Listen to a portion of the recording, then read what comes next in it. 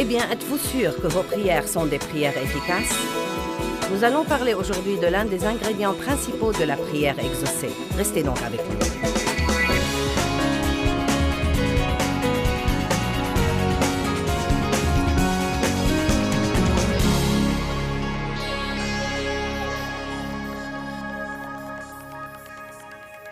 Je vais vous parler un peu ce matin de votre vie de prière et votre marche dans l'amour, parce qu'elles sont liées sans que vous ne vous en rendiez compte. Et je vous expliquerai plus tard ce que je veux dire par là, mais d'abord je veux vous parler de la puissance de la prière. Tout d'abord, j'ai dit 2 ou 3 fois dans cette conférence que la prière ouvre la porte à Dieu pour travailler.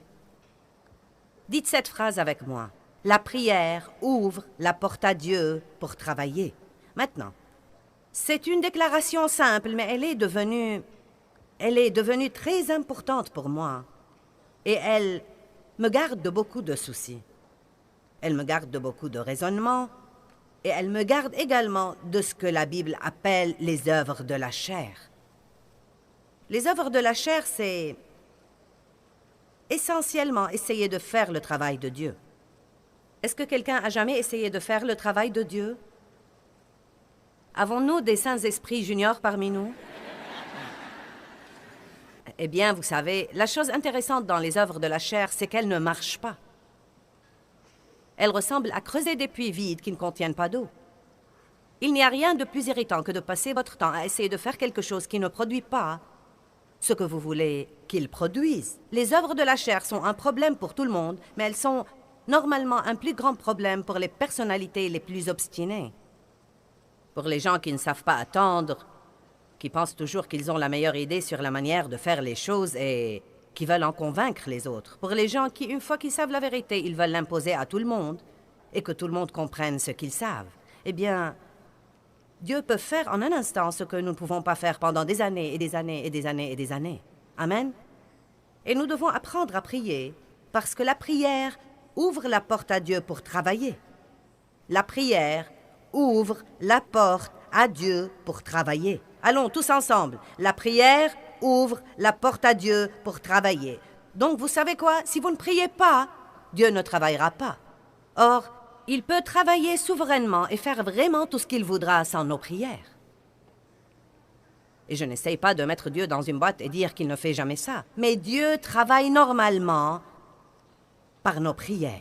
C'est un mystère. Pourquoi est-ce que Dieu, qui peut faire tout ce qu'il voudra, quand il voudra, a besoin de nos prières? Eh bien, évidemment, il n'a pas besoin de nos prières, mais c'est sa décision sur sa manière de travailler en association avec son peuple. Dieu est votre associé dans la vie. Cela veut dire que vous avez un rôle et qu'il a un rôle. Eh bien, votre rôle est de prier, son rôle est de travailler. Nous ne traçons pas un plan puis nous disons à Dieu de le faire marcher. Nous prions et Dieu nous donne un plan. Et même si nous voulons réaliser ce plan, nous devons le faire sous la dépendance totale de Dieu. Et c'est toujours Dieu qui le fait marcher, mais il fait ça à travers nous. N'est-ce pas incroyable, n'est-ce pas un mystère que le Dieu Tout-Puissant veuille être associé à nous dans la vie? N'est-ce pas un mystère que Dieu veuille travailler à travers nous? Et c'est pratiquement la façon dont il a décidé de travailler. J'ai dit que Dieu est souverain et nous voyons des actes souverains de Dieu. Mais en général, Dieu travaille à travers les gens. Même quand nous prions Dieu de répondre à un besoin dans notre vie, il trouvera quelqu'un d'autre à travers lequel il peut travailler et il répondra à notre besoin à travers une autre personne. Et c'est pourquoi nous ne devons pas attribuer tout le mérite aux gens parce que c'est Dieu qui travaille à travers eux. Et ça ne veut pas dire de ne pas apprécier les gens, car il y a là un sacrifice. Quiconque laisse Dieu travailler à travers lui, il y a une obéissance. Il y a un certain genre de sacrifice. Mais nous devons vraiment nous garder d'adorer les gens. Et en revanche, vous savez, les gens à travers lesquels Dieu travaille pour aider les autres doivent donner la gloire à Dieu. Toute la gloire appartient à Dieu. C'est un mystère extraordinaire, incroyable, comme quoi nous pouvons prier et Dieu travaillera. Jacques 4, à partir du verset 1. D'où viennent les luttes, les désaccords et les disputes? Et d'où viennent les conflits, les querelles et les luttes parmi vous? N'est-ce pas qu'ils viennent de vos désirs sensuels qui combattent toujours dans vos membres? Donc, essentiellement, il dit, pourquoi est-ce que tout le monde est exaspéré tout le temps? Les gens ne s'entendent pas, nous avons beaucoup de désarroi dans nos âmes tout le temps. Et c'est une bonne question à poser. Pourquoi? Pourquoi est-ce que le monde est comme ça? Pourquoi suis-je comme ça? Pourquoi ne pouvons-nous pas nous entendre dans notre mariage et nous entendre avec nos enfants? Il dit, vous êtes envieux et vous convoitez ce que possèdent les autres et vos désirs sont inassouvis.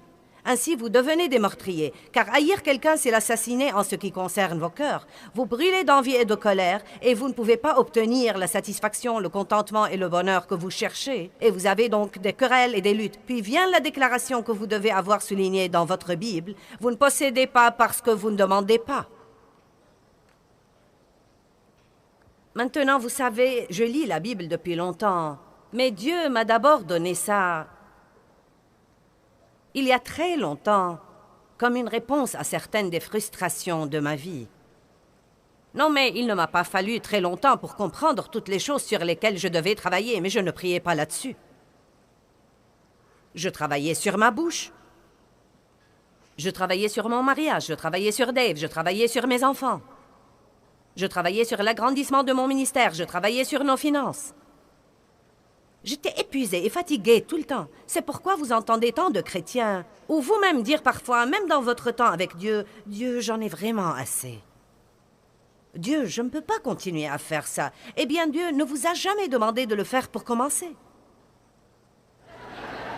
Eh bien, bonjour, êtes-vous avec moi aujourd'hui? Il vous dit de vous décharger sur lui de tous vos soucis. Il dit, priez et ouvrez-moi une porte pour travailler. Soyez patient. Ayez une confession positive. Continuez à appeler les choses qui ne sont point comme si elles étaient. Et ce que vous avez demandé avec foi en croyant vraiment, vous l'aurez en réalité. Dans le royaume de Dieu, l'économie est différente de celle du monde. Dans le royaume de Dieu, vous croyez d'abord, puis vous voyez. Si vous n'apprenez pas à voir par les yeux de la foi, vous n'allez jamais expérimenter ce que Dieu veut que vous expérimentiez. Vous devez apprendre à regarder au-delà de ce que vous pouvez voir par vos yeux naturels. Voyez-vous changer. Priez que Dieu travaille en vous et voyez-vous totalement changer. Voyez-vous libéré des esclavages avec lesquels vous luttez. Voyez les membres de votre famille changer. Ne dites pas des choses comme « Je n'aurai jamais les moyens de m'acheter une belle maison. Je n'aurai jamais les moyens de m'acheter une nouvelle voiture.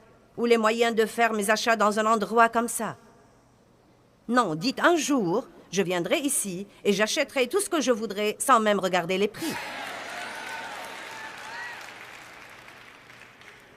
Ensuite, priez. Dieu, aide-moi, apprends-moi, change-moi, montre-moi ce qui devrait arriver dans ma vie. Vous avez des querelles et des luttes, vous êtes exaspérés, vous luttez, vous voyez ce que possèdent les autres, vous le voulez, vous essayez de l'avoir, vous ne l'avez pas, donc vous êtes mécontent, insatisfait. Où est le problème? Vous ne possédez pas parce que vous ne demandez pas. Allez à Matthieu 7. Quand j'ai lu ce verset, j'ai commencé à demander à Dieu tout ce que je pouvais imaginer.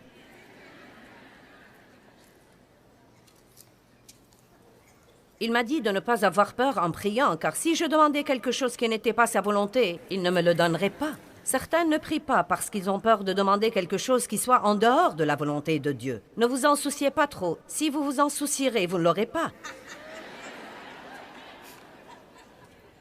Nous compliquons cette chose. Nous ne devons pas la compliquer. Je n'aimerais pas demander ça à Dieu. Peut-être que ce n'est pas sa volonté.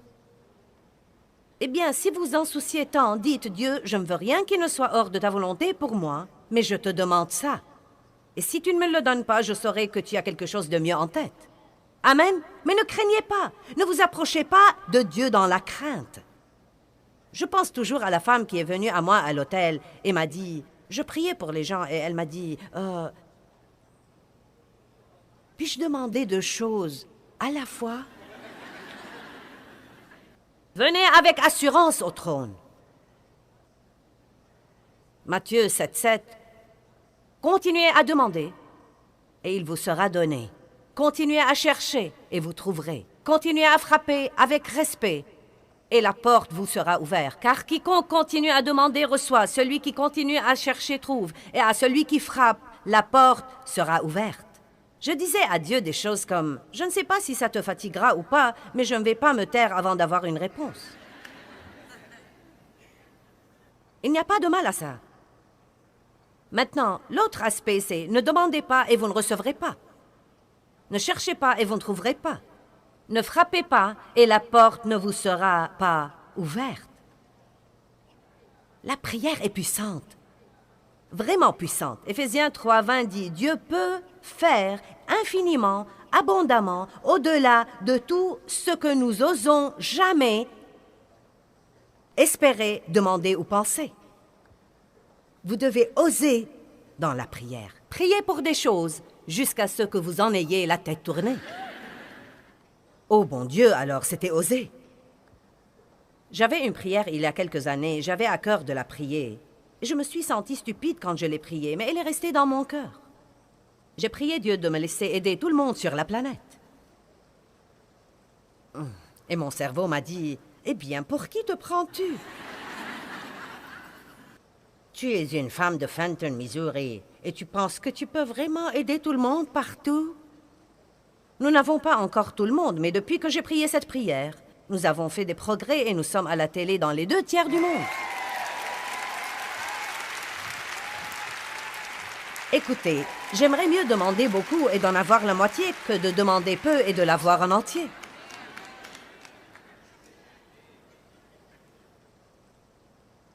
La pire chose qui puisse arriver, si vous ne priez pas, c'est rien.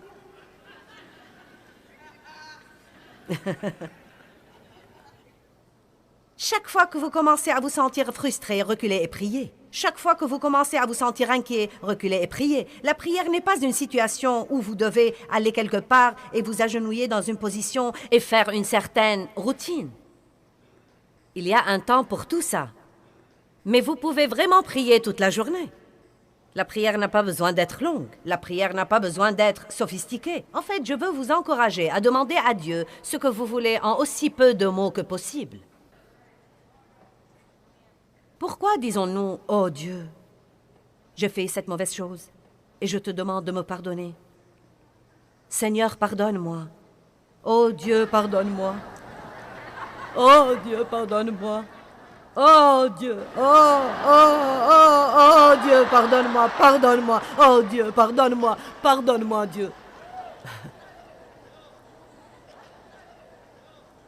Quand nous faisons ça, nous nous parlons tout seuls.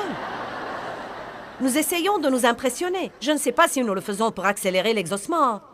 Vous savez ce que nous faisons. Mais en réalité, Dieu m'a défié un jour. Il m'a dit, je veux que tu me demandes ce que tu veux, en aussi peu de mots que possible. Je n'ai pas besoin de tout ça. N'est-ce pas ce que dit Matthieu 6? Ne multipliez pas vos paroles et ne les répétez pas à plusieurs reprises et à n'en plus finir. Ne spiritualisez pas trop la prière. C'est une chose spirituelle, mais vous devez en faire une chose agréable pour vous et une chose en quoi vous croyez vraiment.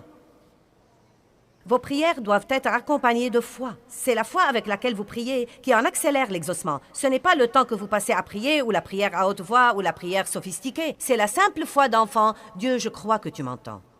Je te demande ceci. Tu ne veux pas que je m'inquiète.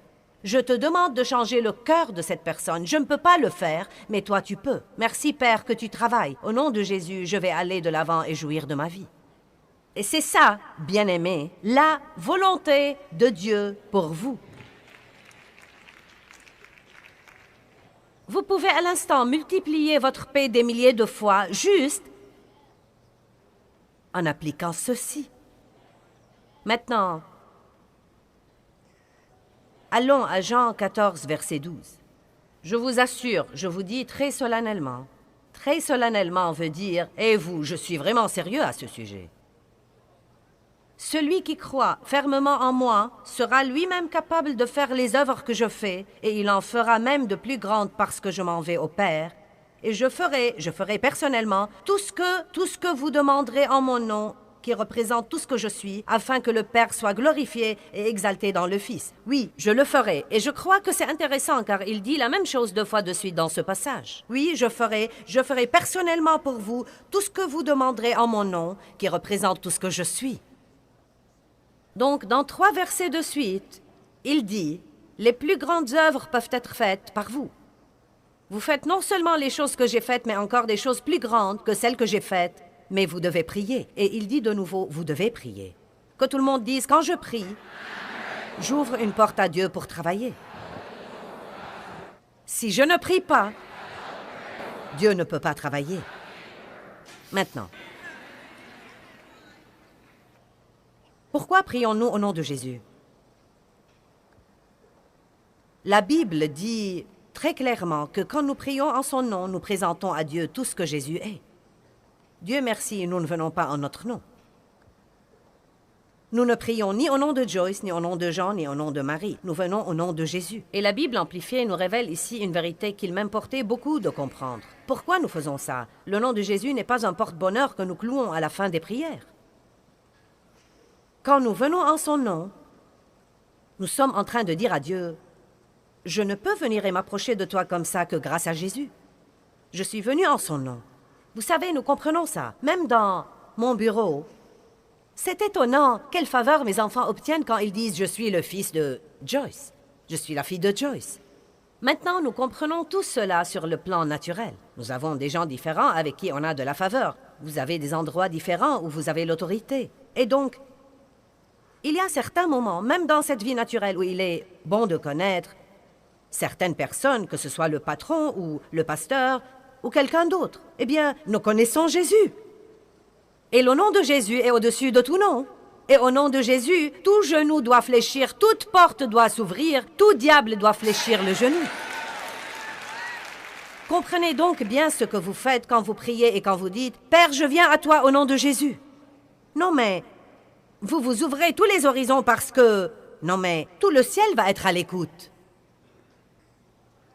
Vous ne présentez pas à Dieu le dossier de vos bonnes œuvres. Vous ne lui présentez pas le dossier parfait de votre bonne conduite. Vous lui dites, je viens en son nom et non pas le mien. Oublie-moi, je te demande de faire ceci car je suis en relation avec Jésus.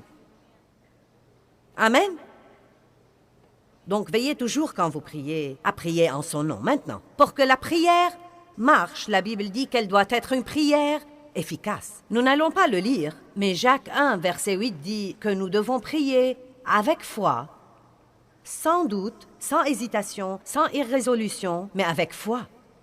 Jacques chapitre 5, verset 16 le dit. Il dit, « La prière fervente de l'homme juste a une grande efficacité et apporte une puissance énorme dans son fonctionnement. » C'est un bon verset. Quand nous prions, nous apportons la puissance. C'est pourquoi dans mes réunions, je prie que les gens soient baptisés par le Saint-Esprit. Pourquoi ne devrais-je pas au moins prier? Je sens que je trompe les gens si je ne prends pas au moins le temps d'ouvrir cette porte à ceux qui sont dans cette situation dans la vie où ils sont vraiment prêts à se rendre à Dieu entièrement et complètement.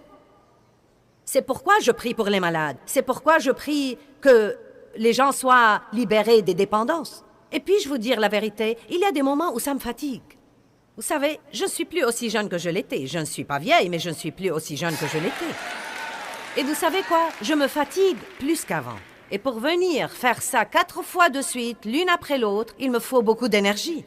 Et croyez-le ou pas, quand vous priez pour les gens, une salle pleine de gens comme ça, et que vous libérez votre foi pour eux, il vous faut beaucoup d'énergie spirituelle. Il vous faut beaucoup d'énergie émotionnelle. Vous savez quoi? Il y a eu des moments où je pensais, je ne vais pas faire ça ce soir. Je demanderai au groupe de chanter un peu plus. Je ne vais vraiment pas faire ça ce week-end. Mais vous savez quoi? Dieu m'a complètement convaincu que comme quoi je n'avais pas de droit de ne pas ouvrir au moins la porte à votre miracle en priant pour vous. Amen. Maintenant, ce qui est arrivé la veille, juste parce que nous avons pris ces 10 minutes pour prier, toutes sortes de gens se sont levés ce matin et ils ont dit « J'ai reçu une guérison ». La douleur est partie. Il y a un changement dans mon corps. J'ai dit qui a été délivré de quelque chose. Et toutes sortes de gens ont crié. Combien de gens ont été changés? Oui, vous savez quoi? Nous devons prier. Ça ne marche pas que je vienne ici et que je fasse ces réunions. Rien ne se produira. Je prie avant de venir ici. Et pendant que je suis ici, je prie pendant les réunions, je prie après les réunions. La prière est ce qui fait marcher les choses dans votre vie. Vous devez commencer à prier plus et libérer votre foi. Mais maintenant, je travaille sur quelque chose ici. Je mets une base pour la prière et je vais la prendre là où nous devons certainement aller. La prière fervente efficace. La prière efficace. Donc, qu'est-ce qui rend la prière efficace? Toutes les prières ne sont pas efficaces. Maintenant, allez avec moi à Galates 5:6. Rappelez-vous que je vous ai dit que vous devez prier avec foi pour que la prière soit efficace. Il y a des gens qui ont la foi, mais il leur manque toujours autre chose. Pouvez-vous m'apporter ma lampe? Maintenant, c'est un verset très important dans votre vie. Si vous ne l'avez jamais vu ou vous n'y avez pas pensé, vous devez vraiment comprendre ce verset. Galates 5:6. Car si nous sommes en Jésus-Christ, ni la circoncision ni l'incirconcision n'a de valeur, mais la foi seule, qui est activée et stimulée et exprimée par l'amour. Maintenant, puis-je vous dire que la plus grande raison, regardez-moi, la plus grande raison pour laquelle les prières des gens ne sont pas efficaces, c'est qu'ils ne prêtent aucune attention à leur marche dans l'amour. Aussi grande que soit la foi que vous pensez que vous avez, si vous ne marchez pas dans l'amour, votre foi ne travaille pas. Exemple. Je vais allumer cette lampe. Eh bien,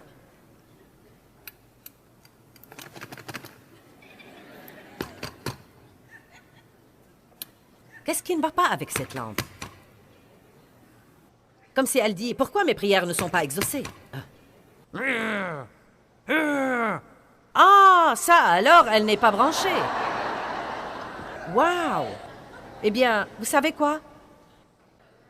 Vous avez la foi. Mais si vous ne marchez pas dans l'amour, si votre marche dans l'amour est en mauvais état, si vous vous mettez en colère contre les gens, bonjour, si vous êtes en conflit, si vous avez la rancune et le non-pardon, si vous êtes malveillant et vous médisez des gens, si vous critiquez les gens sans cesse autour de vous, alors vous n'êtes pas branché. Vous pouvez prier, vous pouvez tout dire comme il faut. Vous pouvez même être ce que vous considérez une personne de foi. Mais Galates 5, verset 6 dit « La foi travaille par l'amour. La foi est stimulée et travaille par l'amour. » Et croyez-moi, s'il y a une chose sur laquelle nous devons travailler et demander à Dieu de travailler dessus dans notre vie, c'est notre marche dans l'amour, c'est notre façon de traiter les gens. Allez, que quelqu'un donne gloire à Dieu.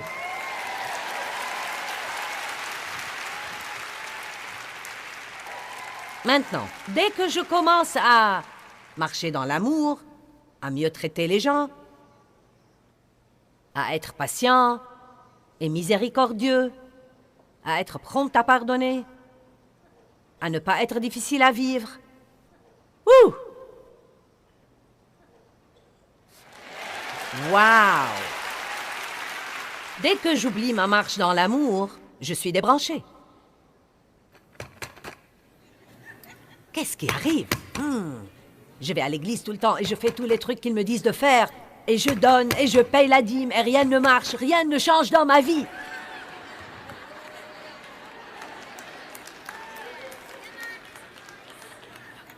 Je suis vraiment si frustrée. Bonjour. Ils ne m'ont pas donné une bonne fiche ici. Oh.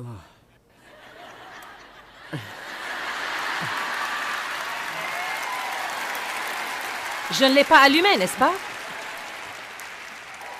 Eh bien, c'est une leçon. Éteignez l'amour. La puissance s'éteint. Allumez l'amour. La puissance revient.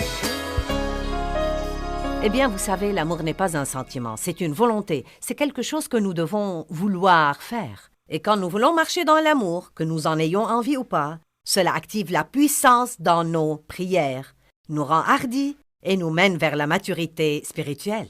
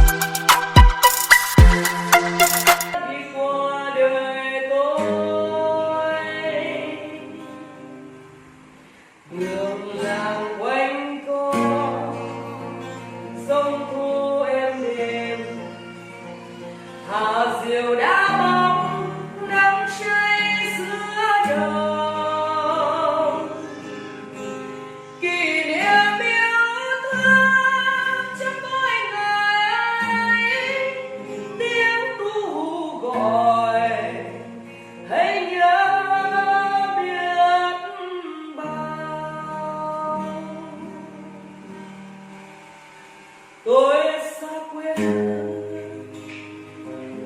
bao